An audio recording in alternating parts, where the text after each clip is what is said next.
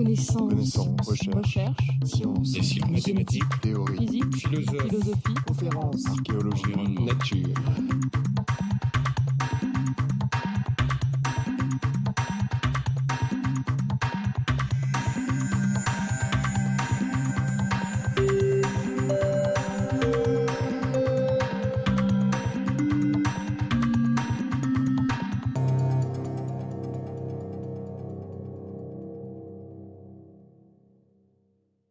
Bon, je vais démarrer dans 2 minutes à peu près pour respecter les horaires.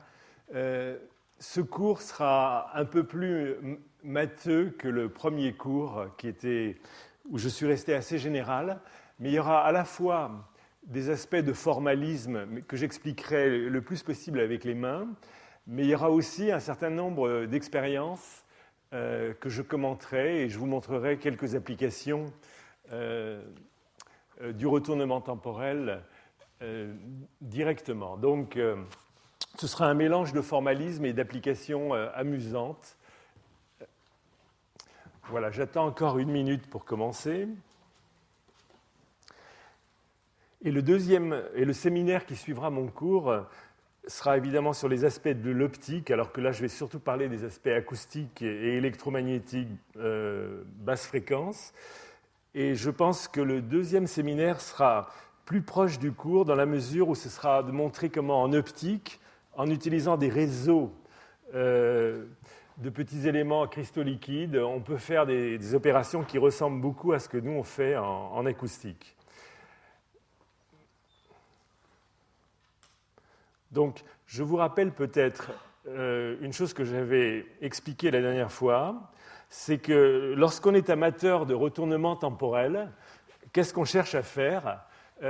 On cherche, alors qu'habituellement, lorsqu'on a une source qui émet une onde, cette onde diverge à partir de la source, et c'est la solution qu'on appelle la solution causale de l'équation des ondes. Eh bien, un amateur de retournement temporel essaye de fabriquer la solution qu'on appelle anticausale, c'est-à-dire la solution qui revient en marche arrière vers la source.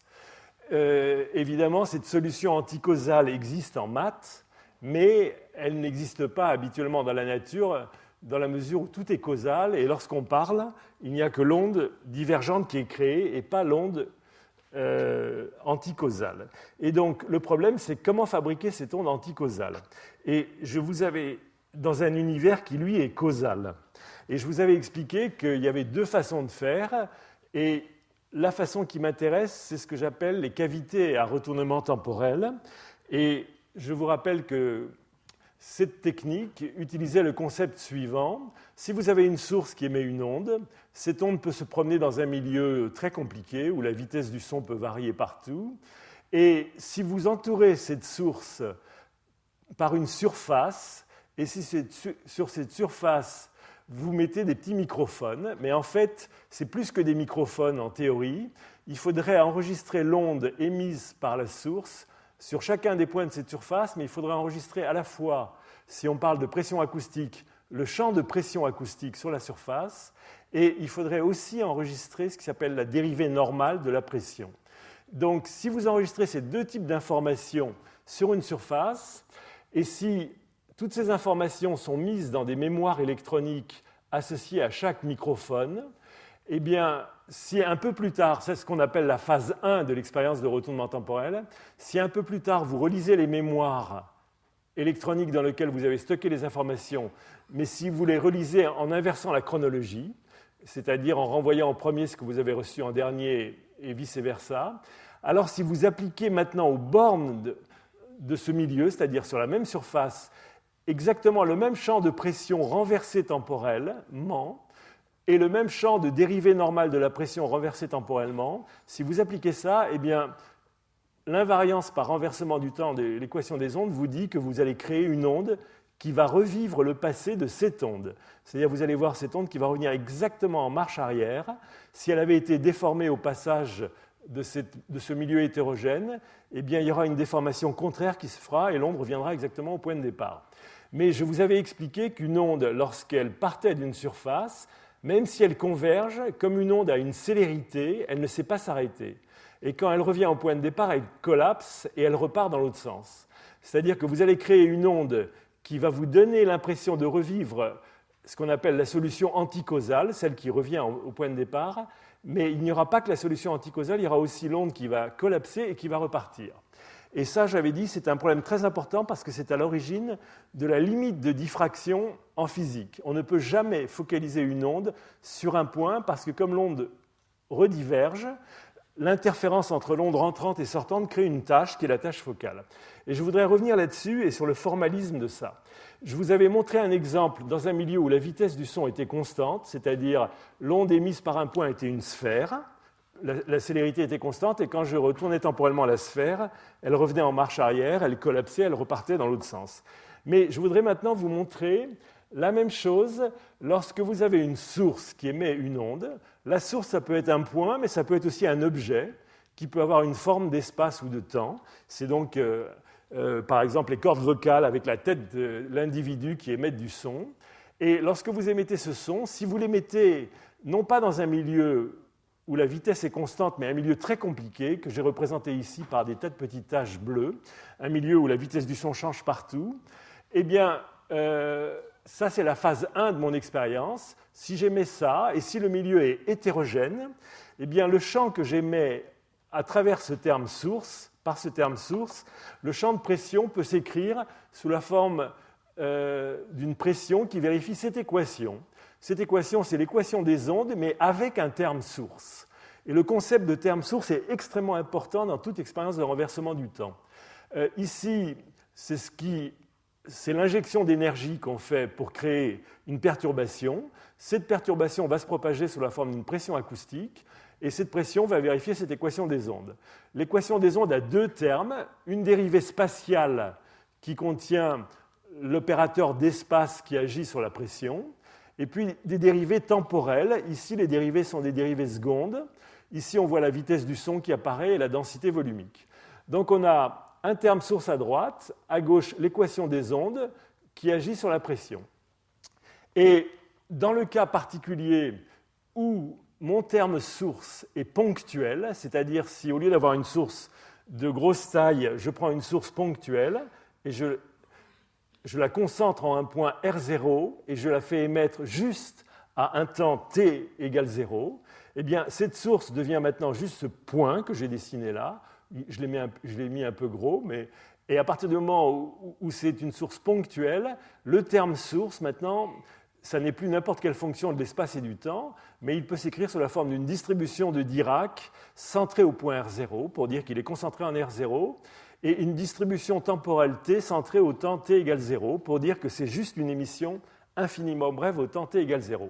Et dans ce cas, l'onde qu'on va émettre, l'onde de pression, celle qui respecte ça égale ce terme, s'appelle la fonction de Green du problème.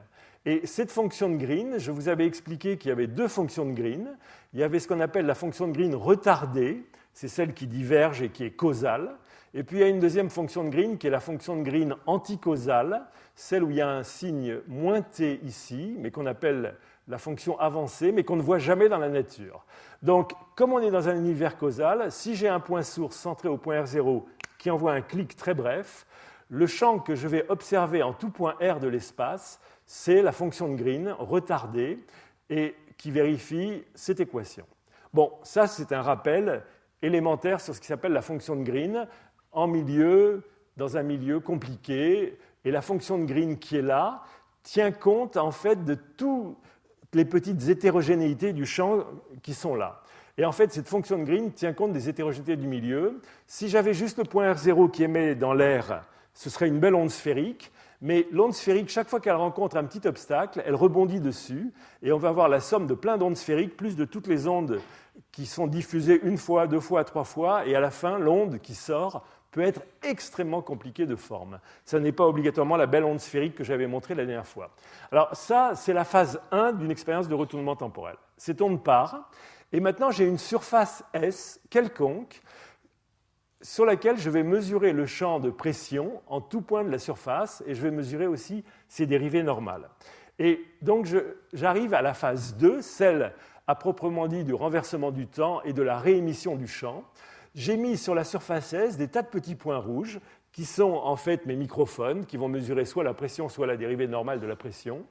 Et en tout point R', j'appelle R' la coordonnée qui court le long de la surface, je mesure le champ incident qui venait du point R0 et sa dérivée normale sur la surface S. Ça, c'est la partie dans la phase 2 de mesure, et je mesure ça tout le temps qu'il faut pour que toute l'onde passe sur tous les capteurs, et donc ça peut durer un certain temps, cette mesure.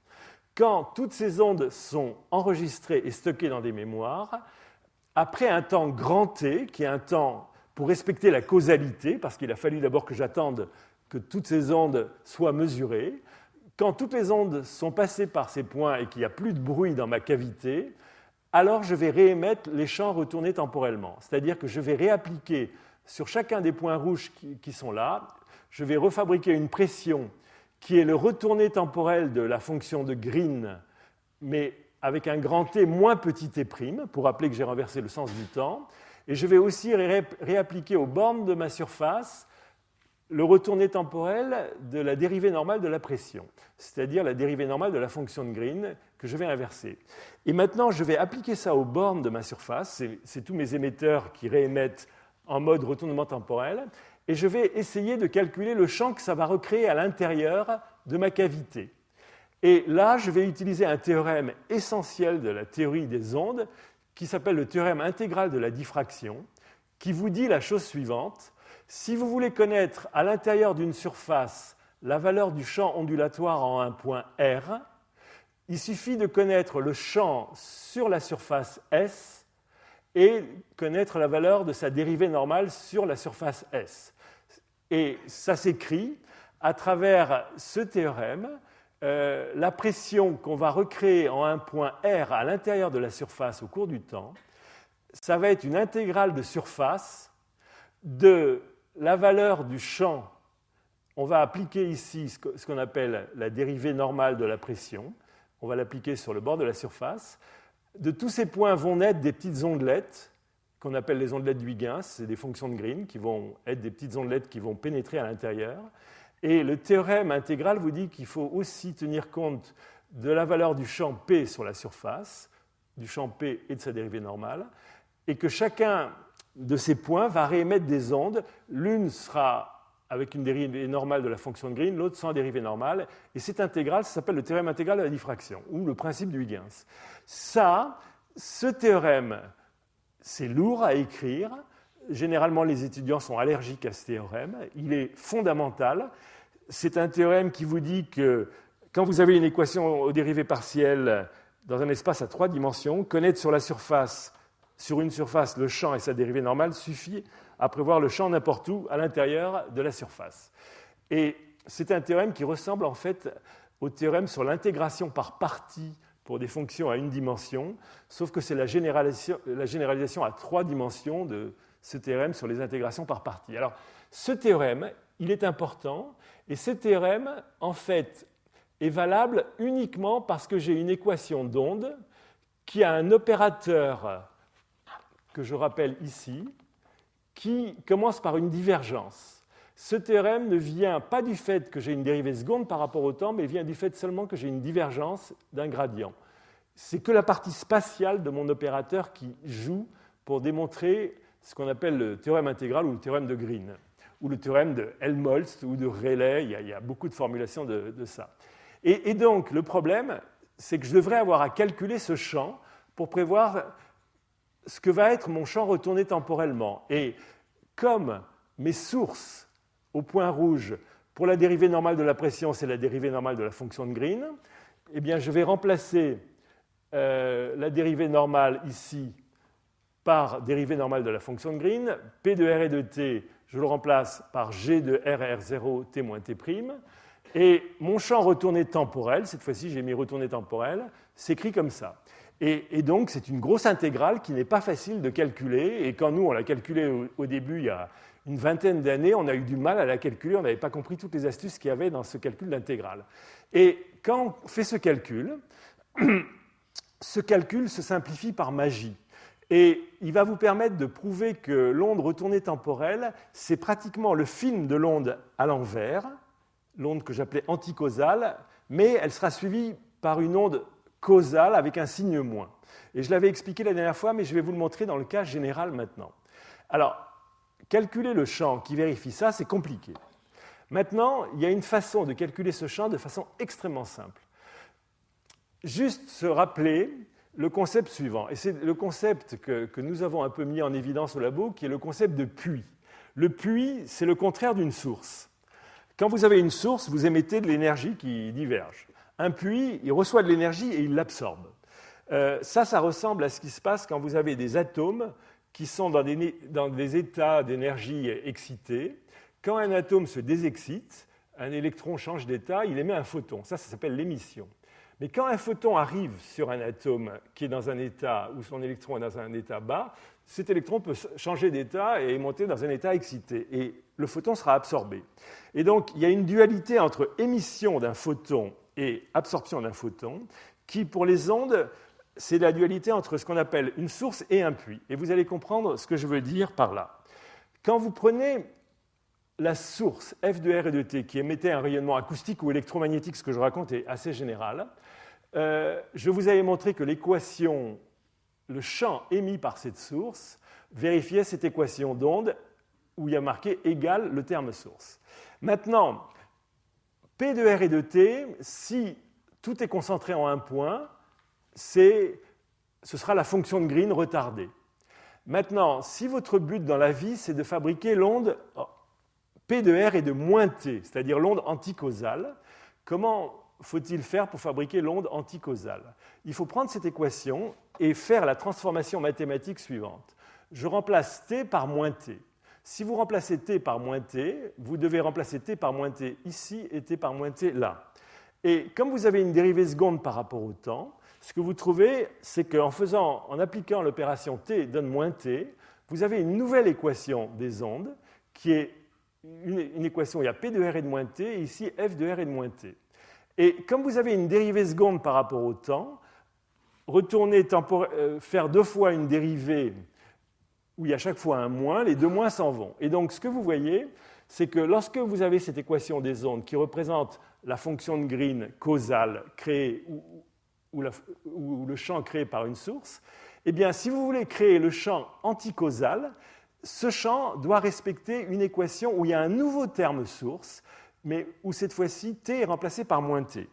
Et si vous regardez, donc pour obtenir le champ anticausal, il faudrait créer une nouvelle source, mais qui s'appelle F de R et de moins T. Cette source où vous avez remplacé T par moins T, au lieu d'être une source, c'est ce qu'on appelle un puits.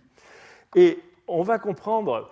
Et dans le cas particulier où votre source était ponctuelle, vous vous rappelez, j'avais proposé une source qui était juste un point, si votre source initiale s'écrit moins delta de R moins R0 delta T, eh bien, lorsque vous regardez, et ça va vous donner la fonction de Green causale, si vous voulez fabriquer la fonction de Green anticausale, celle où il y a un moins T, il faut que la source soit F de R et de moins T. Et elle vaut delta de R moins R0, delta de moins T. Mais delta est une fonction paire. Donc delta de moins T ou delta de T, c'est la même chose. Donc qu'est-ce que vous trouvez? Vous trouvez que si vous voulez fabriquer parfaitement la fonction anticausale, celle qui va vous donner l'impression de revivre la vie passée de la fonction causale, eh bien, il faut faire une expérience où vous allumez un terme source qu'on appelle un puits. Et faire ça, ça veut dire quoi? Si vous voulez fabriquer uniquement la fonction de Green anticausale, celle qui rentre et vient se focaliser parfaitement au point R0, il faut à la fois disposer d'une source située en R0 qui émet cette onde, et en même temps, il faut disposer sur la surface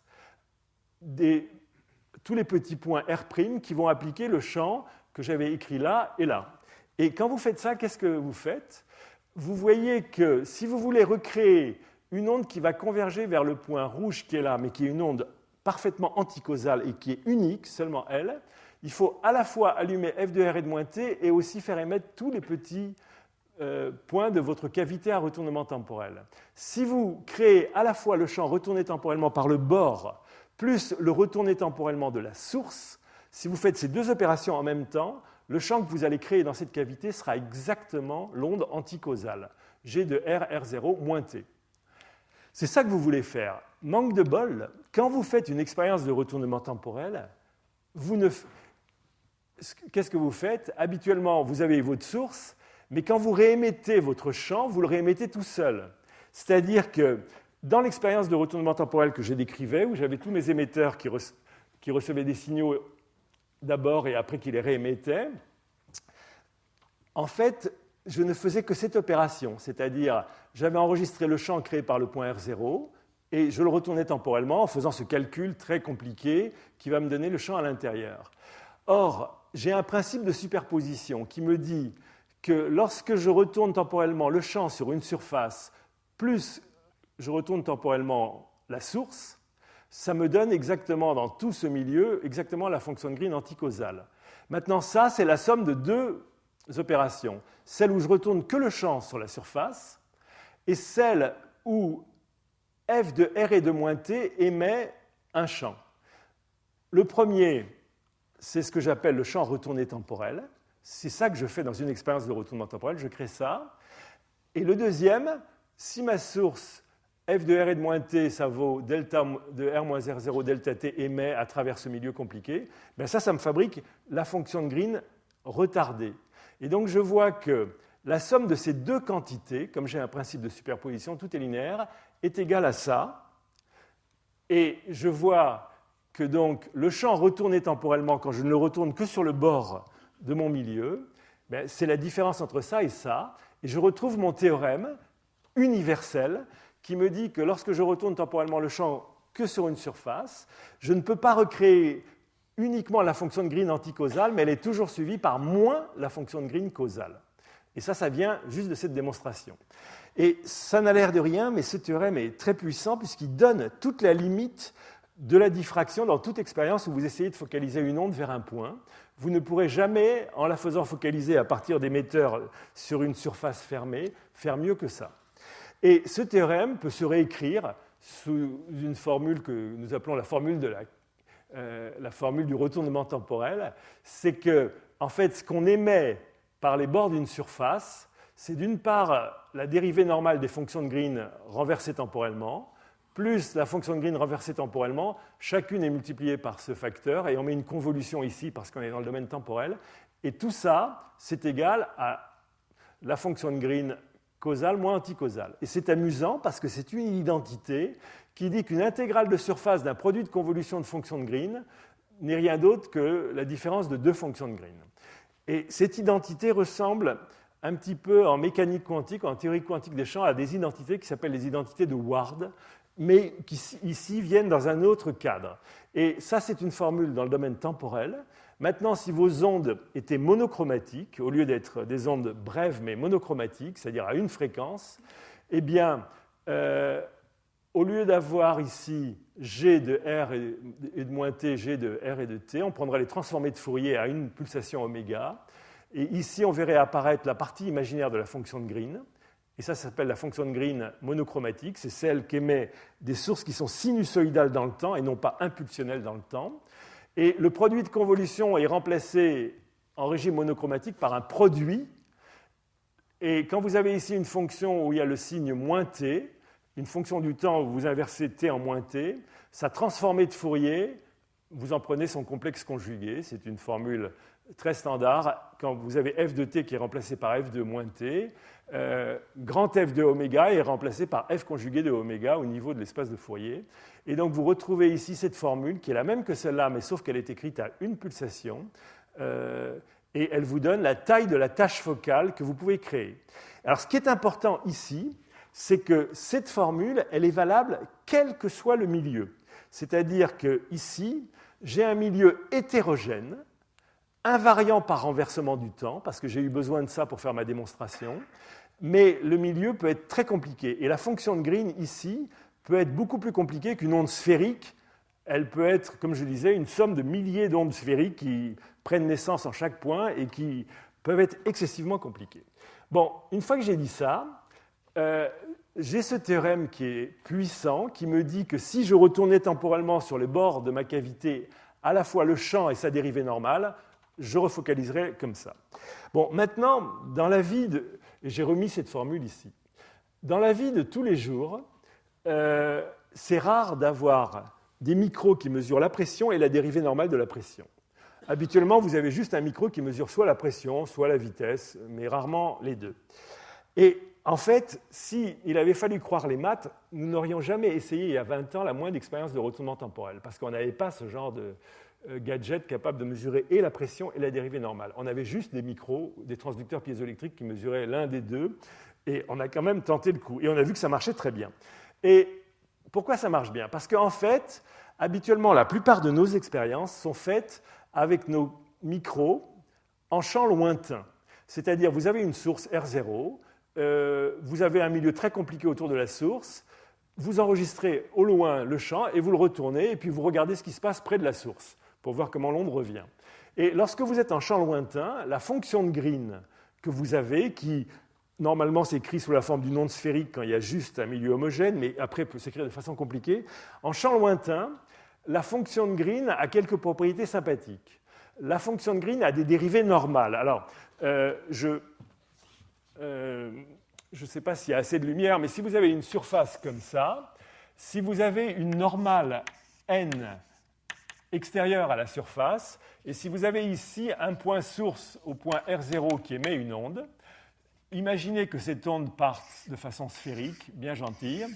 Lorsqu'elle arrive en ce point, cette onde arrive avec une certaine direction, et si vous prolongez cette direction par là, il y a un angle ici, l'angle θ que fait la direction principale dont vient la source, le point d'observation et la normale à la surface. Et vous savez peut-être que la dérivée normale dg sur dn, si vous avez une fonction g qui dépend de la position r, eh bien, cette dérivée normale s'écrit comme le nabla de r, c'est-à-dire le gradient de g qui est là, et scalaire n. C'est un produit scalaire de deux vecteurs. Et ce produit scalaire contient le cosinus de l'angle qui est là. Et lorsque vous regardez la fonction de Green habituellement, si vous avez un milieu dans lequel vous définissez un vecteur k, et si votre milieu est homogène, k c'est ce qui s'appelle le vecteur d'onde, la fonction de Green s'écrit exponentielle jk r0 moins r sur 4pi r0 moins r. Et si vous avez une fonction de Green comme ça, et si vous cherchez à trouver sa dérivée normale, le jk qui est là va apparaître quand vous allez prendre le gradient de g. Vous allez voir que le gradient de g est dirigé dans la direction r0 moins r, et il y a un jk devant. Chaque fois que vous prenez la dérivée de l'exponentielle alpha x, il y a le alpha qui sort, et ici c'est jk. Et si vous faites ça, quand vous observez les champs émis par des points R0 ou R en champ lointain, vous pouvez localement considérer, ça ne se voit pas sur ma figure que je suis en champ lointain, là j'ai l'air d'être très près, mais admettons qu'on soit en champ lointain, la dérivée normale, ça vaudra jk fois g. Le cosinus sera considéré comme égal à 1, et donc toutes ces dérivées normales qu'on traînait là et là disparaissent et peuvent être remplacées par des jk. Et dans ce cas-là, cette même formule vous dit que le champ retourné temporellement, c'est la somme de deux termes qui sont identiques cette fois-ci, parce que les deux dérivées normales, on les retrouve, et vous trouvez une intégrale de surface de la fonction de Green conjuguée, c'est le complexe conjugué, que multiplié la fonction de Green directe. Et ici, vous avez les points R' qui courent le long de la surface, R' est là, R' est là, et vous avez le point R0 qui était le point émetteur de l'expérience, et le point R qui est le point d'observation. Et vous avez que le champ au point R s'écrit comme ça. Et quand vous avez cette formulation qui est simplifiée, vous voyez que... Alors maintenant, ça c'est une formation en régime monochromatique, je travaillais à une pulsation. Maintenant, je peux revenir dans le domaine temporel. Ici, j'ai ça pour une fréquence oméga, je peux le faire pour chaque fréquence oméga, et K vaut oméga sur C. Et donc, je peux faire ça pour chaque fréquence oméga, et je peux revenir en domaine temporel. Et je verrai que le champ dans le domaine temporel se réduit à une intégrale de surface, cette fois-ci des produits de convolution, qui sont là. Et ici, mon oméga sur OC me donne une dérivée par rapport au temps. C'est-à-dire que quand vous avez une source placée en R0, si au loin on capte le champ émis par cette source, c'est le champ que j'appelle excusez-moi, G de R'(R0), virgule T, c'est la fonction de Green. Si je la retourne temporellement, je mets un moins T, et si je la réémets, c'est comme si je faisais réémettre par chaque point des fonctions de Green, la somme de tout ça avec une dérivée temporelle, ça me donne mon champ retourné temporellement. Et dans une expérience qu'on fait en acoustique, habituellement, on n'a pas une surface continue, on a des points discrets qui mesurent le champ. Donc cette intégrale est remplacée par une somme discrète, et le champ retourné temporellement s'écrit à une constante près, c'est la dérivée temporelle de tous ces produits de convolution de fonctions de Green. C'est d'une part les champs émis par le point R0 reçu en chaque point RI, qui sont mes positions de transducteur, et que j'ai retourné temporellement, et après je fais réémettre de tous ces points des fonctions de Green normales, G de R et de RI. Et tout ça, ça me donne mon champ.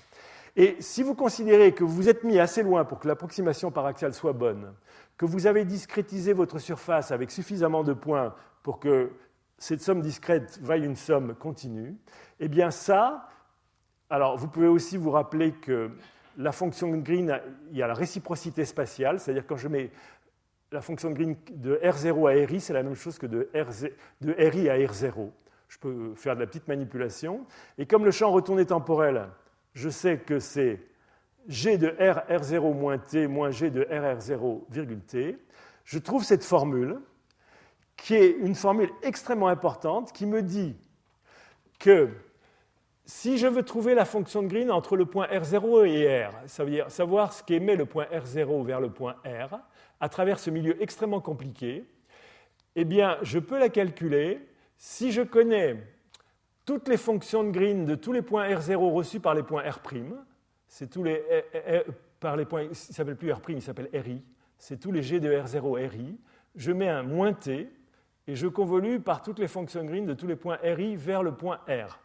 Et cette formule est à la base de toute l'interférométrie Speckle et de l'imagerie que vous verrez de différents types d'imagerie. Mais c'est une formule très puissante. Et nous, en fait, dans nos expériences de retournement temporel, habituellement, nos capteurs sont en champ lointain, relativement lointain, quelques dizaines de longueurs d'onde des expériences. Je parlerai dans le cours prochain qu'est-ce qui se passe quand les capteurs sont prêts. Et quand on fait du retournement temporel, en captant les signaux et en les retournant temporellement, on fait ce qui s'appelle de l'intercorrélation. Ici, c'est des calculs de l'intercorrélation qu'il y a entre le champ émis par chaque point RI quand je le capte en R0, et je compare quand le même point RI émet quelque chose en R, et je fais l'intercorrélation entre les deux champs. Et pour chaque point I, j'ai un de ces champs, et j'ai une somme d'intercorrélation. Et cette somme d'intercorrélation est égale à ma fameuse fonction de Green causale moins l'anticausale. On verra le rôle de ça plus tard. Alors, j'arrête là-dessus, et juste, je vous dis que tout ce que j'ai démontré là sur des champs scalaires, comme en acoustique dans les fluides, est valable pour des champs électromagnétiques. On peut faire exactement la même théorie en électromagnétisme, où le champ qu'on va émettre, ce sera le champ électrique et un champ magnétique, et les sources seront des petits dipôles. Et on peut s'amuser à calculer aussi ce qui s'appelle la fonction de Green en électromagnétisme. Ce n'est plus une fonction de Green au sens d'une fonction, c'est un tenseur qu'on appelle un dyadique.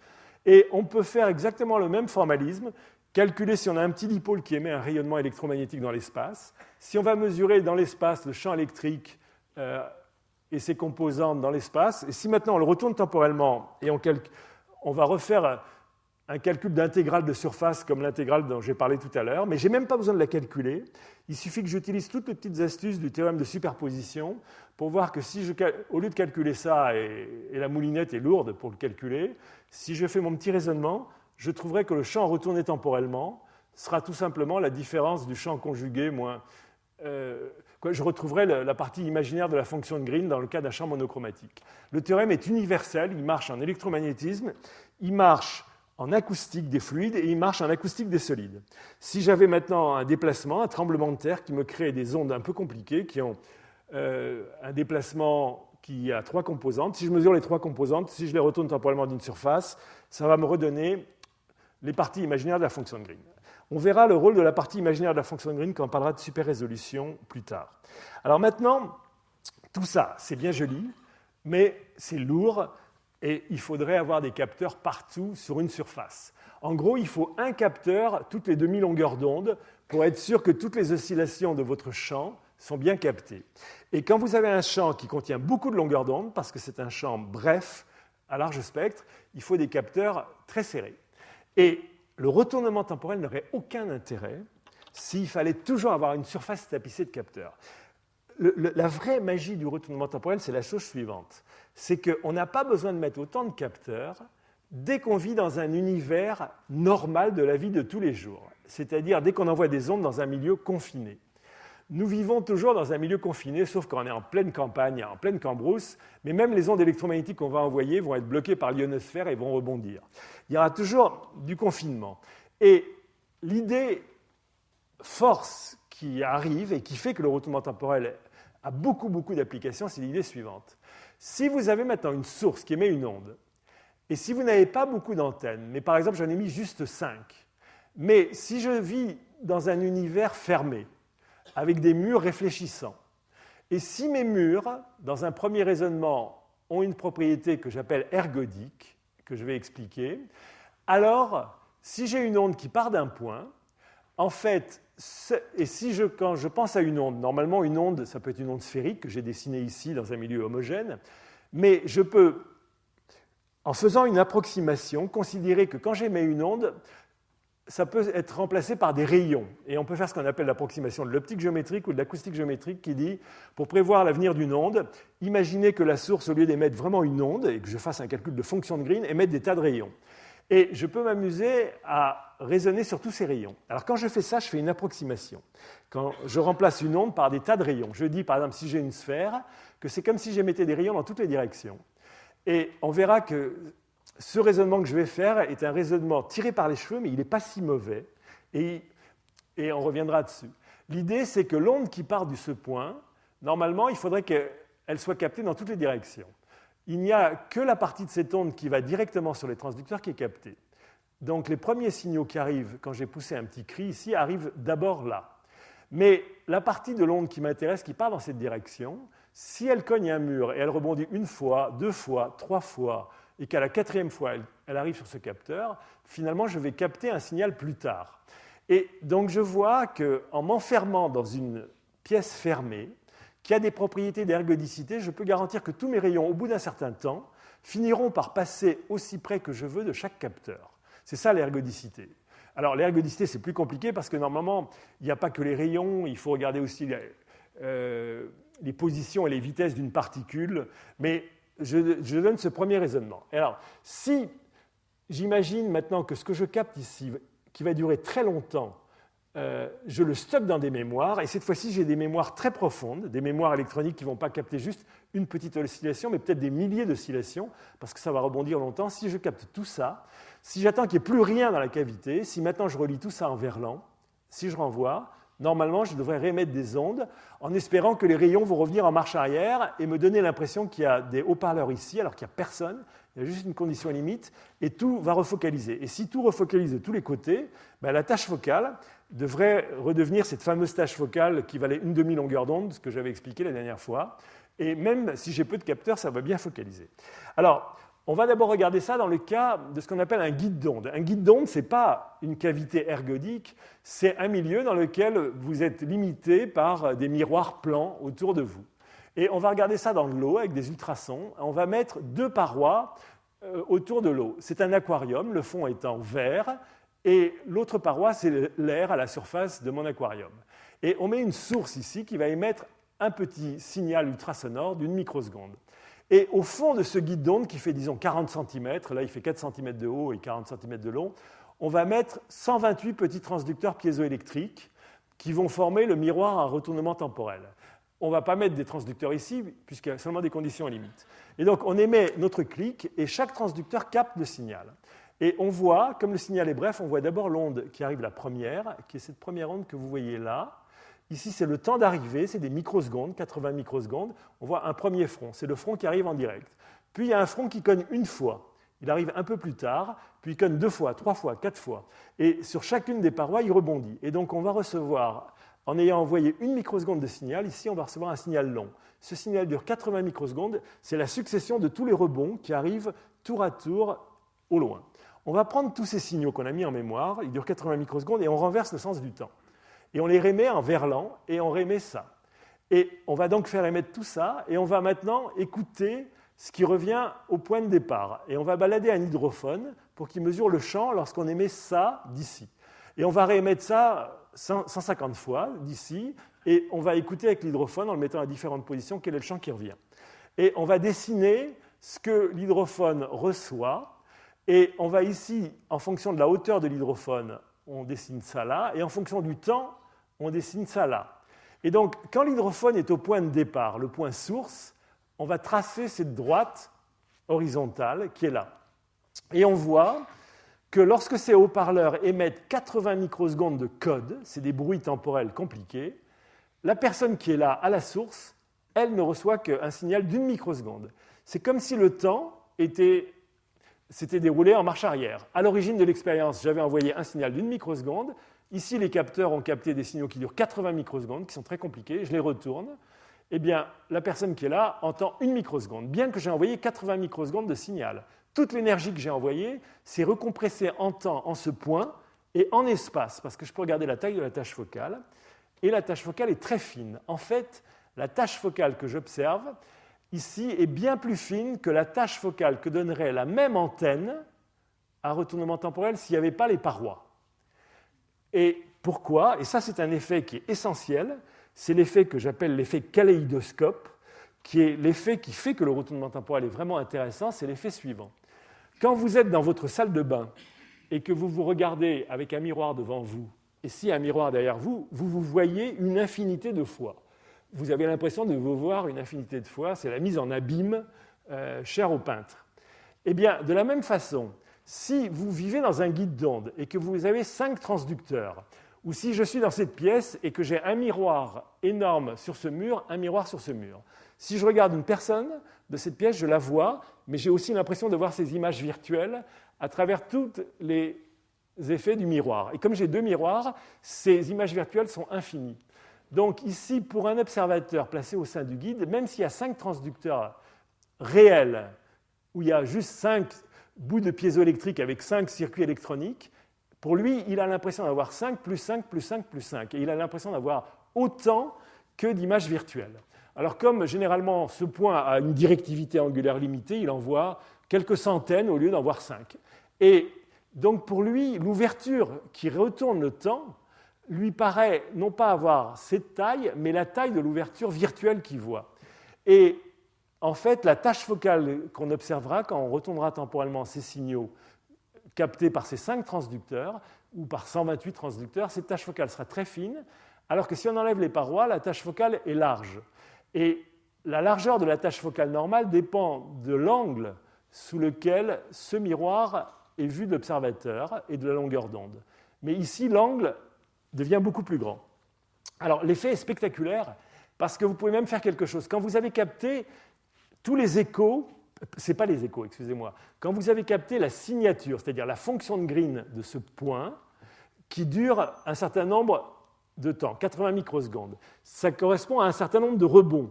2 rebonds, 3 rebonds, 4 rebonds, 5 rebonds.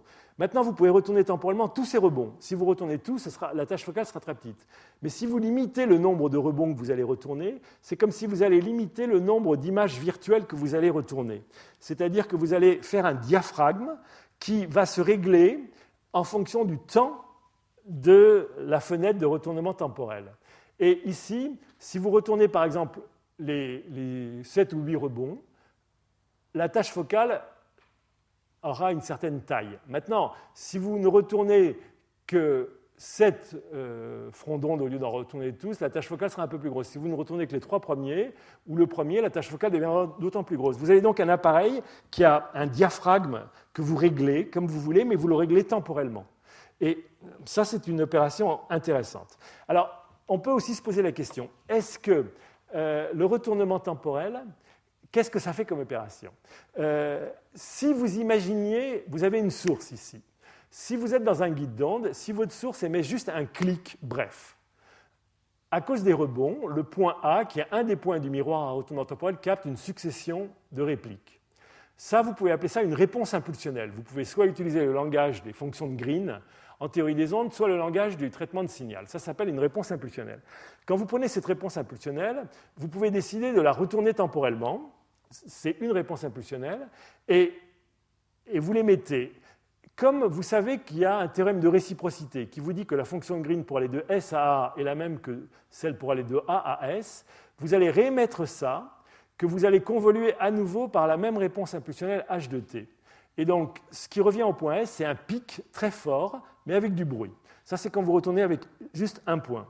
Et en théorie du signal, faire un retournement temporel, ça s'assimile au langage qu'on appelle des filtres adaptés ou des matched filters en physique.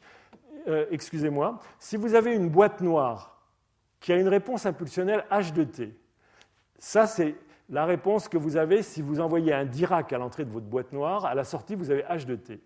Maintenant, là j'ai un petit problème dans mes animations.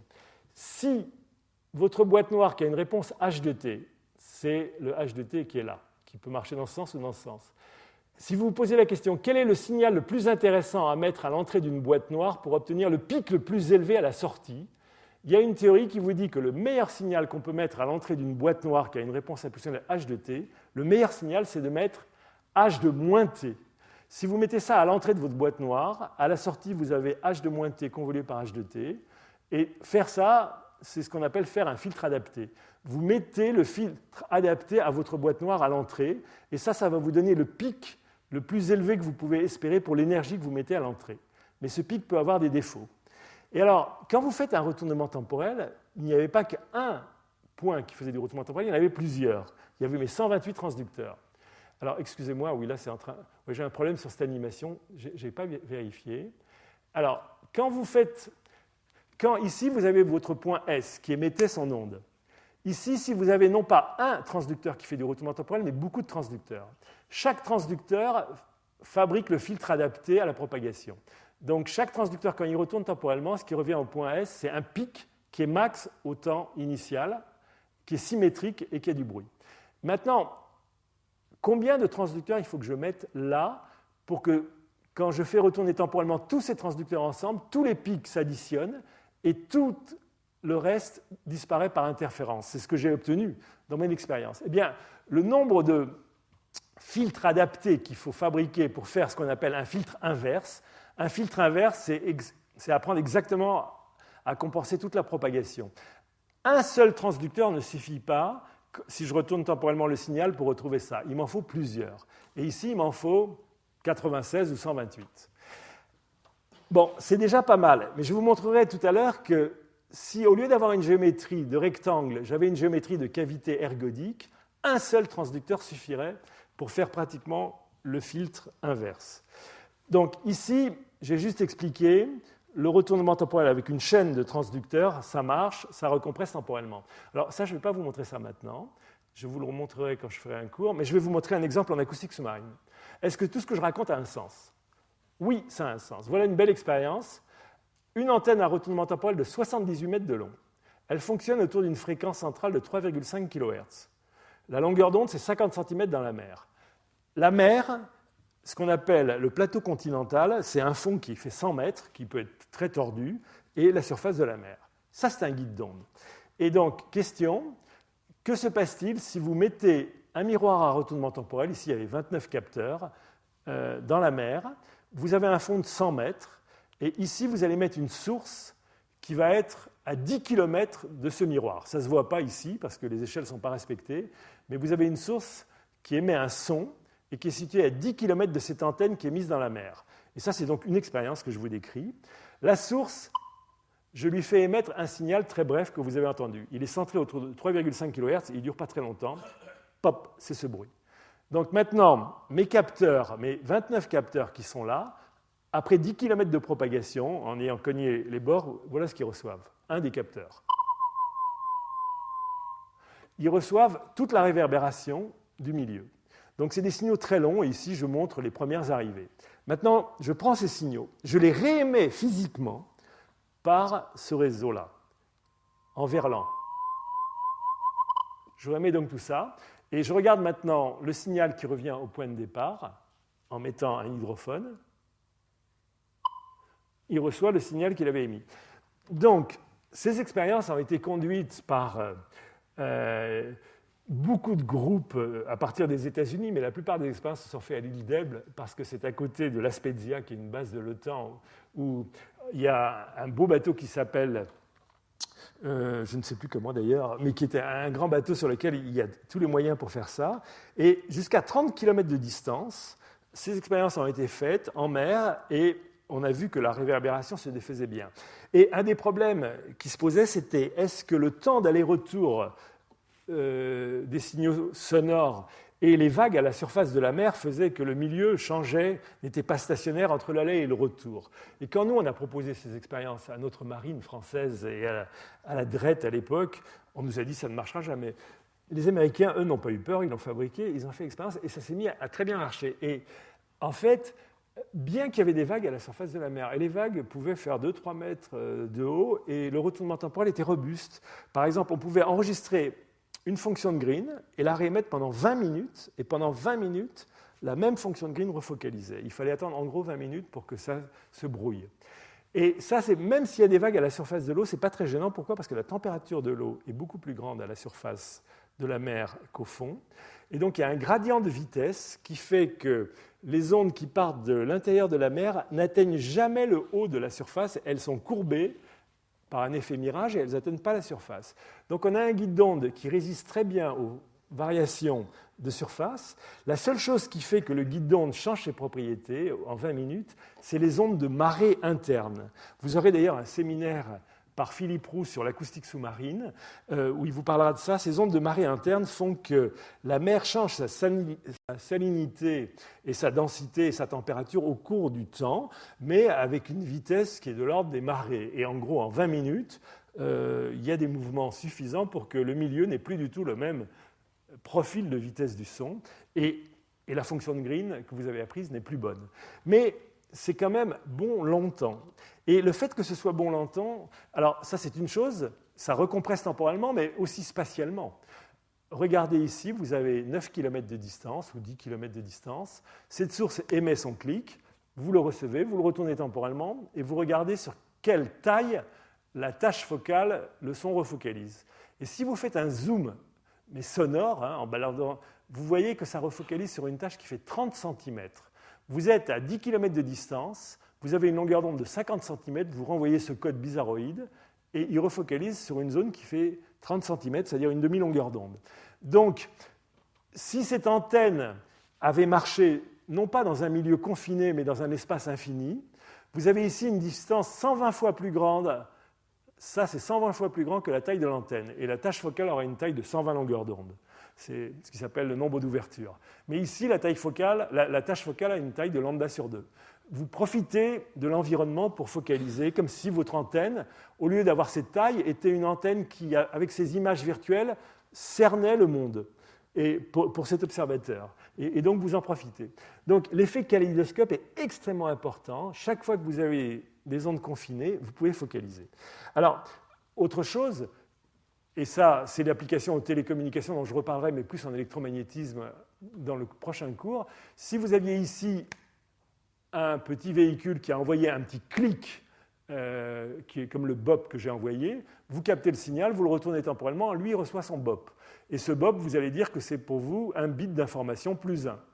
Maintenant, comme tout est linéaire, quand vous connaissez ce code spatio-temporel, il suffit de le convoluer par une série de plus 1 ou de moins 1. Et ici, tout sera recompressé en temps, et seul ça refocalisera sur une demi-longueur d'onde, et vous entendrez plus 1, moins 1, plus 1, moins 1 ici. Et vous aurez fait une communication discrète qui utilise l'environnement pour en faire l'équivalent d'une fibre, mais sauf qu'elle est virtuelle, cette fibre. Ce n'est pas une fibre qui amène l'information d'un endroit à l'autre, c'est profiter de l'environnement assez vite pour créer des focalisations spatio-temporelles, et après, vous pouvez convoluer par n'importe quel code. Alors là, vous pouvez mettre des plus 1, moins 1, mais vous pouvez faire des choses plus compliquées, qui s'appellent des constellations de phases. Vous pouvez faire de la modulation à 8 phases, toutes les méthodes de modulation, et ici, vous recevrez beaucoup d'informations. Et ce qui est intéressant, c'est qu'ici, vous pouvez avoir une antenne, mais si votre système a plusieurs antennes côte à côte tous les 30 cm, vous pouvez apprendre à trouver les codes pour chaque antenne, et vous pouvez commencer à créer des codes spatio-temporels qui focalisent chacun sur une demi-longueur d'onde. Et toutes les demi-longueurs d'onde, vous pouvez trouver un autre code spatio-temporel et vous pouvez vous amuser en parallèle à envoyer des informations différentes à chaque individu ou à chaque petit véhicule. Donc il y a beaucoup de choses là-dessus. Alors maintenant, je n'aurai pas le temps de finir, mais je vais entamer ça.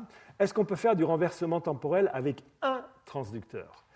Je vous ai montré que pour faire un très bon renversement temporel, dès que j'étais en milieu confiné, je n'avais pas besoin de beaucoup de transducteurs. J'en avais 29 dans un cas, 128 dans l'autre cas. Mais est-ce que je peux pousser le vis jusqu'à un transducteur ? Alors oui, on peut. Et c'est ce qu'on a fait pendant la thèse de Carsten Draeger et après avec Julien de Reny. L'idée, c'est qu'on va faire une manip où ici, on va avoir une source qui va émettre une onde et on va faire ça dans une cavité qui a des bonnes propriétés d'ergodicité.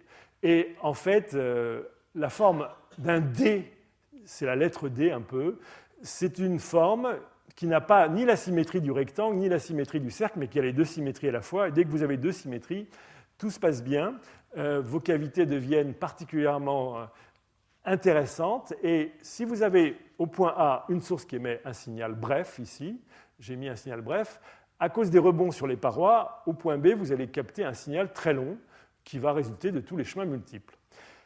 À nouveau, je peux raisonner en termes de rayons, mais raisonner sur les rayons, ce n'est pas suffisant pour faire une théorie complète. La seule chose qui est propre, c'est de raisonner sur les fonctions de Green, c'est-à-dire le vrai calcul du champ rayonné par le point A reçu au point B. Et au point B, ce que je vois, c'est que je capte un signal très long, même si A émet un signal bref. Et je vois surtout la chose suivante qui est intéressante.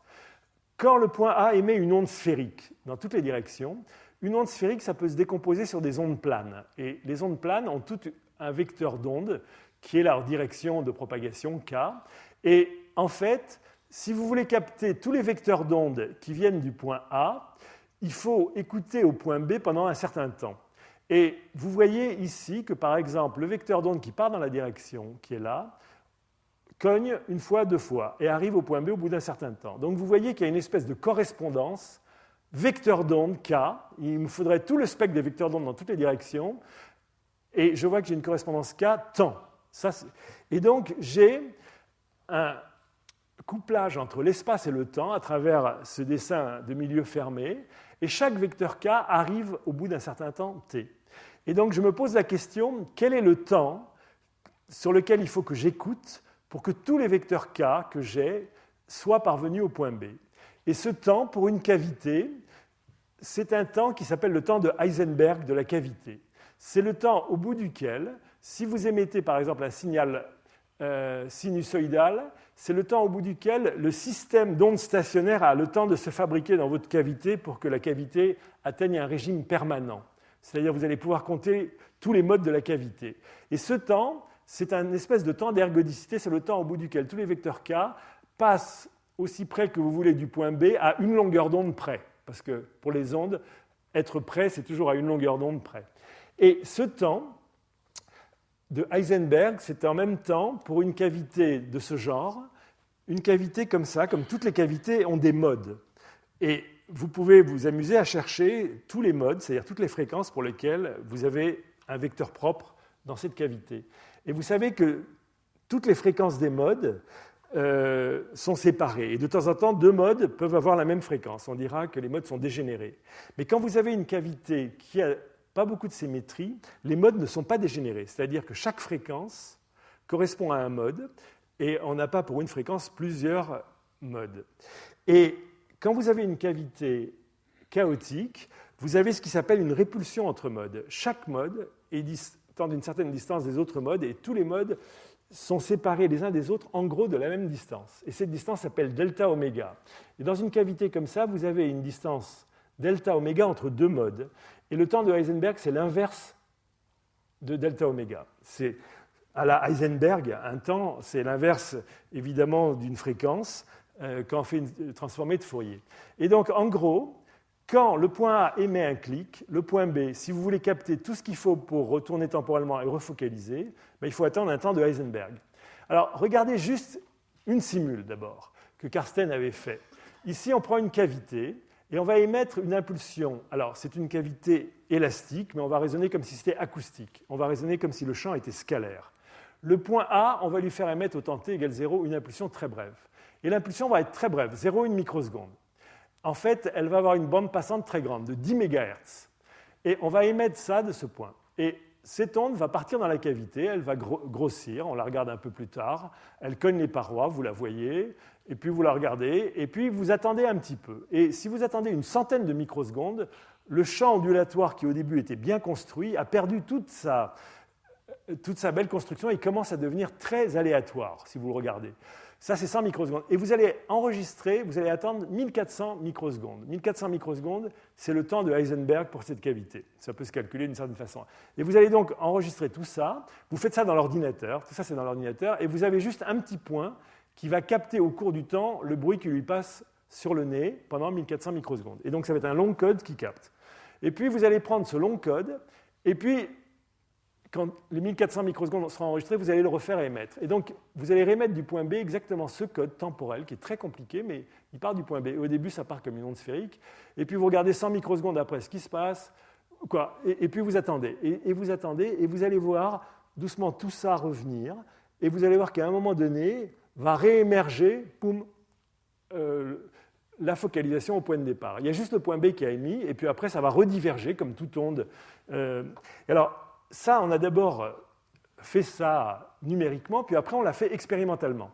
On n'avait pas 10 MHz de bande passante, on en avait un peu moins. Et la manip est comme ça. On prend une cavité en silicium, on va donner un petit coup de marteau qui dure 1 microseconde, c'est une onde élastique. Ça s'appelle une onde de Lamb parce que ça va soulever la surface du silicium. C'est une onde de surface qui est un petit peu compliquée, qui est très dispersive. Et quand le point B la capte, c'est ce bruit très long. Le bruit dure 30 millisecondes comparé à la microseconde du choc que vous avez donné. Là-dedans, vous allez prendre dans le bruit, vous savez que pour cette cavité, le temps de Heisenberg, c'est 2000 microsecondes. Vous avez enregistré un signal beaucoup plus long. Il vous suffit de prendre là-dedans juste 2000 microsecondes, qui est le temps qu'il faut pour être sûr que vous avez reçu tous les rayons correctement. Vous prenez ce code, et vous le retournez temporellement. Et puis vous faites taper votre marteau en verlan par le point B. Et comme vous émettez une onde de surface, vous pouvez filmer cette onde avec un interféromètre optique. Et Daniel Royer, chez nous, a mis au point des interféromètres qui permettent de faire des très belles images. Même si la surface ne se déplace que de quelques angstroms, on voit exactement toute l'onde qui se déplace. Et quand on fait la manip, on réémet 2 millisecondes de bruit et on regarde dans la zone près du point où était née l'impulsion initiale, et on voit que toutes ces ondes vont refocaliser au point de départ. C'est-à-dire, ça physiquement, on le fait, on émet, on retourne, et on voit que tout revient au point de départ et refocalise. Et si on regarde la taille de la tâche focale, c'est la demi-longueur d'onde pour l'onde de Lamb qui correspond à la fréquence centrale du paquet d'ondes que vous avez émis. C'est-à-dire que vous avez appris avec un unique point B, qui est une toute petite antenne. Cette antenne est omnidirectionnelle, normalement elle émet dans toutes les directions, mais cette antenne profite de son environnement. Cette cavité a appris le code qui vient du point A, et une fois que ce code est appris, quand elle le réémet, cette antenne donne l'impression d'avoir la taille de toute la surface extérieure, c'est comme si c'était une vraie cavité, et elle refocalise. Et la refocalisation est pas mal, mais il y a un peu de bruit. Cette tâche, ça ressemble, non, ce n'est pas un sinus cardinal, parce que c'est une focalisation à 2 dimensions, c'est une fonction de Bessel d'ordre 0, mais il y a un petit peu de bruit. Et si on veut regarder le code qu'il faut émettre, comment obtenir une tâche parfaite, sans bruit, on va constater qu'il faut avoir une bande passante de plus en plus grande. C'est-à-dire que si vous avez capté beaucoup de modes de votre cavité, alors le système va refocaliser au point A de façon quasi parfaite. C'est-à-dire qu'une unique antenne peut focaliser comme si elle avait la taille du milieu environnant. Et je veux juste vous expliquer, on regardera ça mieux la prochaine fois, si vous avez fait le même raisonnement avec le point A et le point B dans une cavité ergodique, mais si au lieu d'avoir émis une onde brève, j'avais émis une sinusoïde. Une sinusoïde, c'est vraiment le dual d'une onde brève. Moi, je vous avais fait ce petit raisonnement avec les mains sur les rayons. Les rayons, c'est vraiment une théorie très approché, qui vous disait tous les rayons qui partent de A dans une telle cavité, au bout d'un certain temps, passent par B. Et donc j'étais content du style, j'ai tous mes rayons que j'ai captés, donc ça va, j'ai toute l'information. Mais les ondes ne sont pas des rayons. Les rayons, c'est qu'une approximation. Donc, parlons maintenant ondes. Si j'émets seulement une vraie onde sinusoïdale de pulsation oméga, le point A, je vais lui faire émettre une onde qui va vibrer à la pulsation oméga. Donc, qu'est-ce que je reçois au point B? Si le point A émet une sinusoïde très longue, le point B reçoit une sinusoïde très longue. En fait, il reçoit la somme de toutes les sinusoïdes déphasées de tous les chemins possibles. Mais la somme d'une infinité de sinusoïdes, c'est toujours une sinusoïde qui a une amplitude et une phase qui dépend de toutes les différences entre tous les chemins. Donc, si le point A avait émis une sinusoïde temporelle, le point B reçoit une sinusoïde temporelle. Bon, si je veux retourner temporellement à une sinusoïde, qu'est-ce que je fais? Je prends cette sinusoïde et je conjugue sa phase. Donc, je renvoie la même sinusoïde en ayant juste conjugué sa phase. Mais le point B, quand il émet, A et B sont deux points qui n'ont rien de particulier. J'ai choisi deux points, A et B. Il n'y a aucune raison que quand le point B émette une sinusoïde, quelle que soit sa phase, qu'elle focalise au point A. Le point A va recevoir une sinusoïde, maintenant, et la seule chose qu'il y a, mais il n'y a pas de raison que j'ai focalisé entre le point A et le point B, si l'un a émis une sinusoïde infiniment longue, le point B reçoit une sinusoïde infiniment longue, et on reçoit ce qu'on appelle la fonction de Green monochromatique du point A reçue en B, ou la fonction de Green monochromatique du point B reçue en A, ce sont les mêmes, il n'y a aucune raison que l'une focalise. Comment se fait-il que, quand A n'émet pas une sinusoïde, mais un signal bref, brusquement le code qui est là permet de focaliser? Parce que la sinusoïde émise par A, quand elle est captée en B, elle a une certaine phase. Quand j'ai conjugué la phase, quand elle revient en A, ce qui arrive en A, c'est une sinusoïde qui a une amplitude, mais la phase vaut 0, parce que j'ai exactement compensé la phase d'aller et de retour. Maintenant, si le point A émet d'autres fréquences, d'autres couleurs, du vert, donc une autre fréquence temporelle, une autre longueur d'onde temporelle, je vais avoir une autre sinusoïde reçue en B. Si je la retourne temporellement, il n'y a aucune raison que la couleur verte refocalise. Donc, ça va revenir en A, il y aura une certaine amplitude, mais la phase sera 0. Toutes les phases vont s'annuler.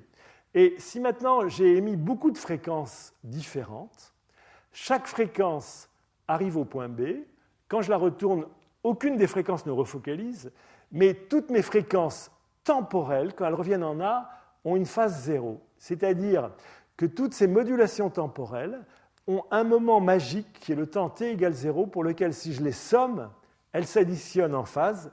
Et là, il y a un temps magique qui s'appelle le temps focal qui apparaît, où toutes commencent à s'additionner. Et toutes les autres commencent à se brouiller. Et donc, le phénomène que je vous explique, que le point B, lorsqu'il capte un signal, pour qu'il soit capable de refocaliser au point A, il faut que ce ne soit pas de la conjugaison de phase à une fréquence comme en optique, mais il faut au contraire que j'ai envoyé beaucoup de fréquences, donc un spectre très large, pour que toutes les fréquences réémises par B se reconstruisent à un temps magique ensemble pour se compresser.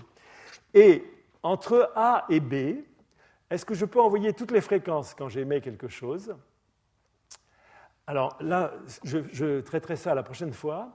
En fait, quand vous avez une largeur de bande, delta oméga, disons de 1 MHz à 10 MHz, et que vous émettez du point A un signal bref, à vous de compter combien il y a de modes dans votre cavité entre 1 MHz et 10 MHz, parce que deux points ne peuvent communiquer que s'ils sont à travers les modes de la cavité. Et donc, en fait, ce qu'on verra, mais je le ferai la prochaine fois, c'est que c'est le nombre de modes dans votre bande passante qui va vous donner le nombre de sinusoïdes qui vont s'additionner de façon cohérente par rapport au nombre de sinusoïdes qui se brisent ici. Et le rapport signal à bruit que vous avez va dépendre du nombre de modes que vous avez. Et on traitera ce petit problème mathématique, mais quand même, pour ne pas vous laisser sur une fin triste, je veux juste vous montrer que ça a une très belle application. L'application est la suivante, c'est de faire des objets tactiles. Si vous prenez par exemple une table qui a une forme de table ergodique, si vous collez un petit accéléromètre ici, si vous venez taper avec votre doigt sur la table, vous créez un petit bruit. Cet accéléromètre capte un code assez long. si je le retourne temporellement, vu ce que j'ai raconté, ça va vibrer et ici, ça va refocaliser et soulever ma table. Donc ça peut se faire, mais ça n'a pas beaucoup d'intérêt de soulever un point de la table. Et en fait, on a retourné temporellement la fonction de Green du point A capté au point 0. Mais ce qu'un des chercheurs du labo a poussé pour faire une société, Roskiri Inc., c'est la chose suivante. On prend un objet quelconque, compliqué, le plus compliqué possible, mais solide, dans lequel, quand je tape, ça fait du bruit. Et on va diviser cet objet en autant de cases qu'on a de demi-longueur d'onde. Et pour chaque point A et B, on tape. Pour le point A, on capte une fonction de Green. Pour le point B, on capte une fonction de Green. Et derrière cet unique capteur, on a une banque de mémoire qui garde chacune en mémoire les fonctions de Green des points. Si je les retourne temporellement, physiquement, ça va refocaliser en chacun des points, mais ce n'est pas ça que je veux faire. Je veux faire après de la localisation de source. Et là, donc, je retape plus tard au point B. Et je compare à ma banque, et pour comparer à ma banque, je vais simuler ce que fait le retournement temporel, c'est-à-dire que quand je tape au point B, le capteur reçoit ça, et je vais faire de l'intercorrélation avec ma banque de fonctions de Green, et faire de l'intercorrélation, c'est convoluer par les retournées temporelles des fonctions de Green, et comme les fonctions de Green sont réciproques, il y a réciprocité spatiale, quand je fais ça, je vais exactement simuler dans l'ordinateur qui a tous les codes qui correspondent à toutes les fonctions de Green en mémoire, je simule la repropagation d'une expérience de retournement temporel. Et ça va refocaliser sur le point B, c'est-à-dire je vais reconnaître le point B. Et quand vous faites ça, si vous prenez par exemple, là l'écran n'est pas ergodique, il est carré. Alors quand l'écran est carré, qu'est-ce qu'on fait? Au lieu de mettre un accéléromètre, on en met deux, parce que un ne suffit plus pour avoir ergodicité, donc on met toujours dans ces systèmes de petits accéléromètres qui sont cachés quelque part. On leur fait apprendre tous les codes en tapant à chacun des points de l'objet. On a tous ces codes en mémoire, et puis la personne vient, tape à un endroit, et le système calcule les intercorrélations et affiche le max de l'intercorrélation. Et il affiche en fait la tâche focale. On voit ici l'endroit où on a focalisé. On peut mesurer, ça vous donne la tâche focale, donc la longueur d'onde des ondes de Lamb que vous avez générées en tapant sur cette plaque. Et vous pouvez aller plus loin. Si vous ne tapez qu'en un endroit, la tâche focale fait une demi-longueur d'onde, d'accord? Mais si vous ne cherchez que le max, la position du max de la tâche focale, bien que ici vous avez une demi-longueur d'onde, vous pouvez retrouver la position d'une source bien mieux que la longueur d'onde. Le critère qui vous dit, le critère de Rayleigh en physique qui vous dit, quand je fais une image, je peux séparer deux points d'un critère qui s'appelle le critère de Rayleigh qui vous dit qu'il faut que chaque point soit à une distance de l'autre, en gros de la tâche focale. Ça, c'est quand je veux séparer deux points. Mais quand je veux localiser un point, si j'ai bien sa tâche focale, il suffit que je regarde la position du max et j'ai une très bonne précision. Et en fait, quand la personne maintenant déplace son doigt, alors ici, c'est suivant la façon dont on tape, avec l'ongle, avec un pointeur métallique, avec un gant, la bande passante que je crée est plus ou moins grande, et donc le rapport signal à bruit sera plus ou moins bon. Ça, je vous l'expliquerai la prochaine fois. Mais quoi qu'il arrive, j'aurai toujours un max à l'endroit où j'ai tapé, parce que l'intercorrélation devient une autocorrélation. Et si on regarde ça, c'est étonnant, on peut voir la chose suivante. J'espère que ça va marcher. Alors, si ça ne marche pas, je vais quand même le faire marcher, parce que je ne peux pas ne pas vous le montrer. Alors, excusez-moi, si ça ne veut pas marcher, je le mets présentation, excusez-moi.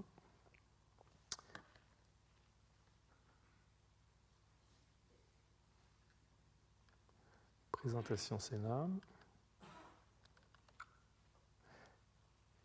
Bon, c'est impressionnant quand même, et il faut le voir pour le croire. Pardon. Excusez-moi, il faut que je m'y retrouve. Alors, attendez.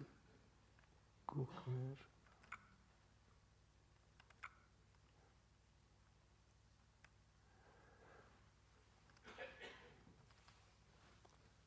Quand vous glissez votre ongle sur une surface, en fait, à chaque endroit, votre ongle crée une petite source de son. Et bon, je crois que vous avez vu que le système est capable de relocaliser la source de votre ongle avec une précision bien meilleure que la longueur d'onde qui est centimétrique, parce que, en fait, chaque fois, il ne cherche à trouver que la position du max de l'intercorrélation. Donc, ce système vous permet de traquer un objet qui se déplace. Vous pouvez imaginer, par exemple, dans cette pièce, avoir collé un ou deux accéléromètres, et quand vous marchez à chaque endroit de la pièce, vous donnez un petit coup, vous apprenez toutes les fonctions de Green, et après, vous laissez les gens circuler, et vous devez voir les positions de ces personnes, si vous avez tout mis en mémoire. Et alors, pour vous montrer que ça peut même marcher pour du multi-touch, c'est-à-dire, là, c'est le truc brut de brut. En fait, ici, on appuie à deux endroits à la fois. Alors là, j'ai laissé les lobes qu'on a, mais vous voyez que l'objet, la source formée de 2 points, est reconstruit par retournement temporel, en fait, ici.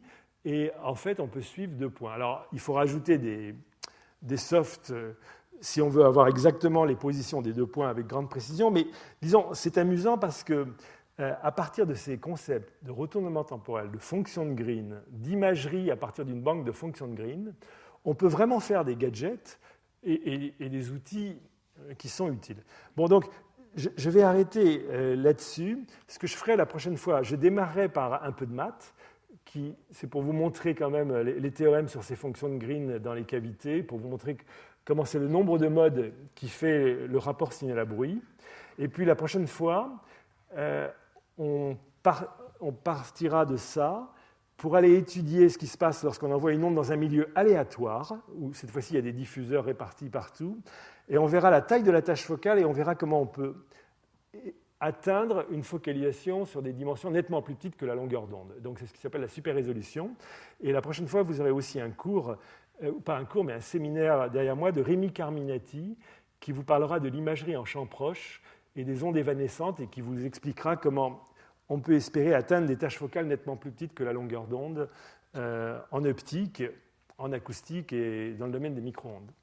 Voilà, donc j'arrête là et si vous avez des questions, je suis à votre disposition.